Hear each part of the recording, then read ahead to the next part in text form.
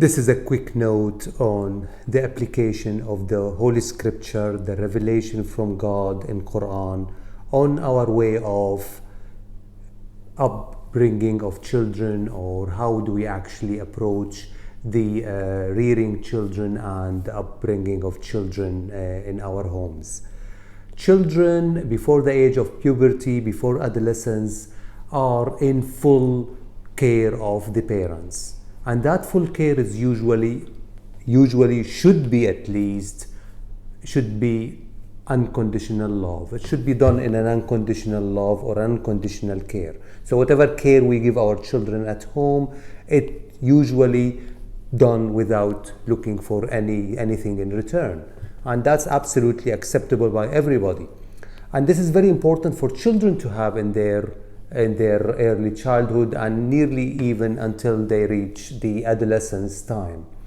Exactly the same happened with Adam and his wife when they were in the paradise. This paradise is supposed to be on earth. It's not really in heaven, definitely. And in that paradise, the word paradise in Quran means, in this context, it means that they are in full care of God, in their shelter from any climate changes, any cold or heat, and the food is presented to them all the time in a way that they don't have to work for it.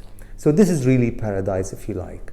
And the other thing that is done in that early stage, we should know that we shouldn't really give children many things, but when we want to prevent them from doing things, giving them guidelines not to do things, these things should be very few, and they should be extremely clear and understandable for the child. Exactly the same way of what happened with Adam and his wife when God asked them not to go near one tree only in that paradise.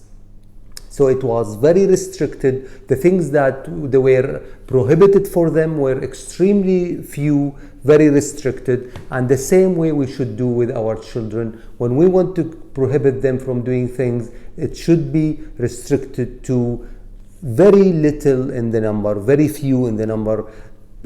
Preferably it should be only one thing. Now, the last thing we should actually take from the Holy Scripture and apply in our way of dealing with our children is when they start to rebel, when they start to say no in their adolescence. Exactly what happened with Adam and his wife when they actually said no and they went for that tree. We should actually accept this as part of their individuation, as part of their seeking independence, seeking to actually achieve independence and be able to rely on themselves. And one way of doing this is to rebel against us and to actually look for boundaries and independence in their lives.